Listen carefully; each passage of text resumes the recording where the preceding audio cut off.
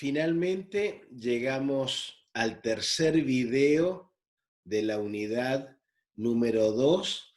Hemos estado viendo el proceso del sistema político, como los inputs del sistema, que son flujos, pueden adoptar la forma de demandas o de apoyos, cómo los productos del sistema político vuelven sobre el entorno para aumentar o disminuir esas demandas de apoyo y mantener al sistema más o menos equilibrado, más o menos estable, sabiendo que no existe nada parecido al equilibrio en el ámbito de la ciencia.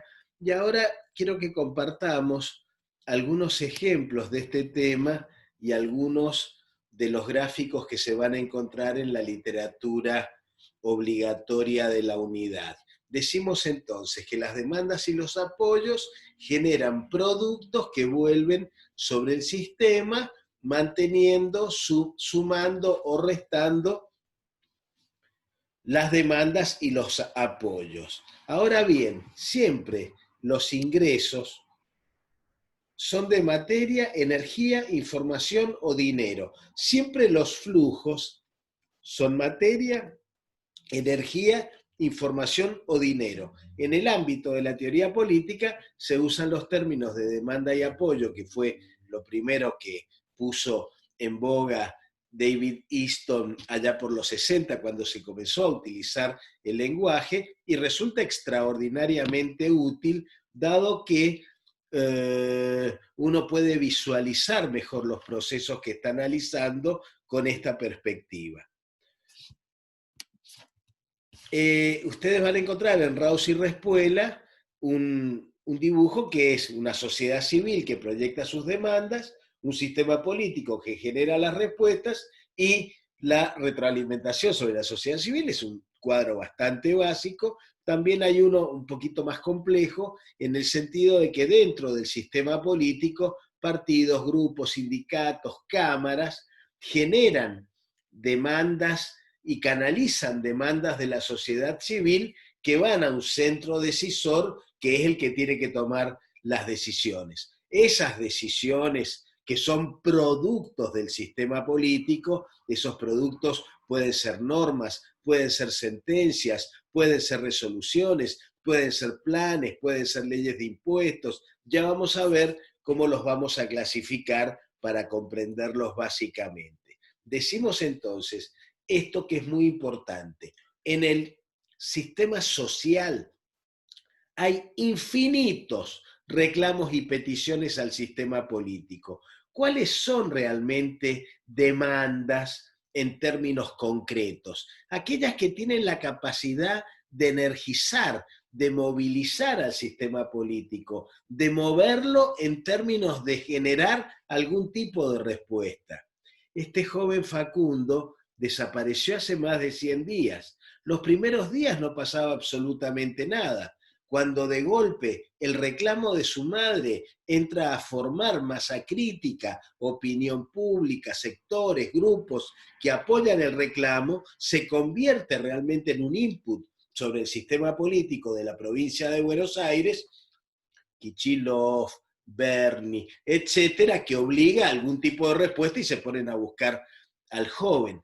Entonces los insumos tienen capacidad para movilizar al sistema, entonces, bueno, van a buscar generar una respuesta. Pero acá hay un tema crucial que quiero que ustedes tengan presente y que van a ver también en la lectura de Melo. En general hablamos de insumos cuando los flujos que movilizan al sistema político vienen del entorno. Pedido de ayuda social, pedido de contención de la inflación, pedido de regulación de la corrupción, pedido de justicia, vienen del entorno. Pero muchas veces el sistema político se moviliza por flujos o inputs que surgen del propio entorno, del propio sistema político. Es decir, que el sistema político da respuesta a inputs que vienen del interior del propio sistema. En ese caso denominamos coinsumos a este tipo de elementos. Por ejemplo, ubiquémonos en el año 2017, octubre, noviembre, diciembre, 2018, enero. Se trata en la legislatura de Mendoza un proyecto de ley para ampliar la Corte Suprema de Justicia de 7 a 9 miembros. El proyecto es enviado por el gobernador de la provincia, tenemos marcado el Poder Judicial porque es parte del sistema político, pero el gobernador de la provincia envía el proyecto a la legislatura y no había ningún reclamo social, ninguna demanda social, ningún objetivo claro de por qué había que ampliar la Corte de 7 a 9 miembros. Más allá de las explicaciones patéticas de algunos legisladores, se advertía que el objetivo del gobernador era poner a 2 personas de su confianza en la Corte. Entonces, ese es un típico caso de un coinsumo que no prevaleció porque hubo, digamos, contemos el final de la anécdota, hubo un legislador de la propia alianza gobernante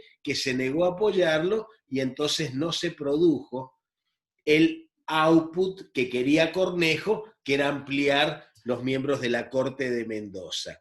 En general, cuando las oposiciones son muy feroces sobre el poder ejecutivo, oposición y crítica de todo, denuncias, interpelaciones, citaciones, rechazo sistemático a todos los proyectos, movilización en los medios de comunicación, etcétera, etcétera, eso va generando desde el Congreso, que es parte del subsistema político, al Ejecutivo, que es otra parte del sistema político, una sobrecarga de demanda que puede poner en riesgo su equilibrio, que puede poner en riesgo su mantenimiento o estabilidad. Otro caso de consumo es cuando Menem, a través del Poder Ejecutivo de Mendoza, va al Congreso de la Nación a demandar la reforma de la Constitución Nacional en 1994 para permitir su reelección. La demanda de la reelección de Menem no estaba en todo el pueblo, en toda la comunidad, no era un input del entorno social, sino que era típicamente la voluntad del presidente Menem y su cohorte de mantenerse en el cargo 4 años más. Ahora mismo, la semana pasada, hemos visto cómo sectores K y Alberto, el presidente de la República, mandan al Congreso una ley que contempla un perdón legal a Cristóbal López, que es un caballero dueño de una empresa de combustibles que durante varios años no depositó el impuesto que se paga a los combustibles cada vez que cargamos nafta. Cerca de 10.000 millones de pesos según la FIP el año pasado. Que incluso la propia FIP, ahora bajo la conducción de Fernández, mantuvo la acción penal contra López por el delito de evasión impositiva, pero bueno, el Congreso, con el apoyo también del mendocino Ramón, sanciona una ley que permite el perdón legal a Cristóbal López. Estos no son productos que vengan por un reclamo o un input del entorno, sino del propio sistema político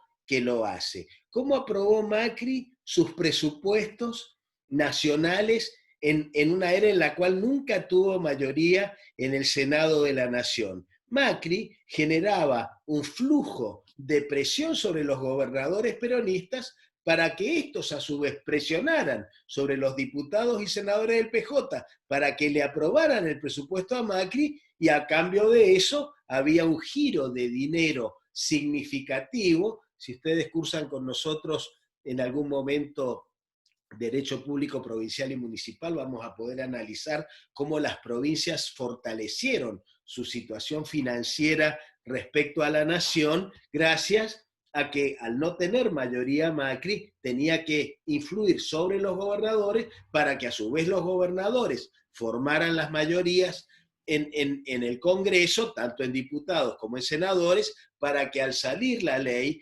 Macri compensara a los gobernadores con lo que estos le pedían.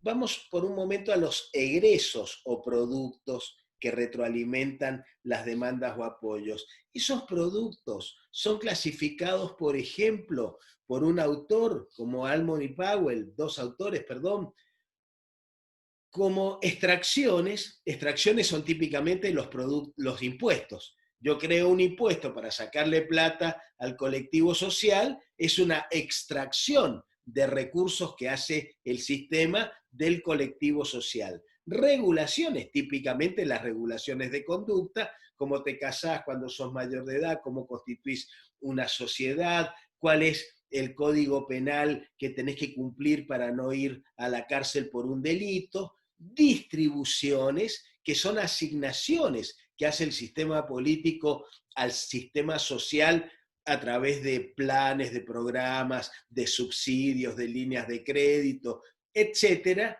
Y también una cosa muy importante que les pido que tengan presente porque aparecen todos los días en el ámbito de la política, que son los productos simbólicos. Los productos simbólicos son aquellos productos del sistema político que carecen completamente de capacidad para transformar la realidad, pero que operan sobre la sensibilidad del colectivo social, haciéndole pensar que al fin se hizo algo. Ahora el gobernador de Mendoza quiere reformar la Constitución de Mendoza, suprimiendo una Cámara Legislativa porque dice, le quiero ahorrar plata a la provincia, quiero que la política no le resulte cara al pueblo mendocino. Y la verdad, no tiene ningún impacto en la realidad, ni su discurso, ni el hecho de cambiar una legislatura de una Cámara por dos, y desde el punto de vista económico la importancia es igual a cero.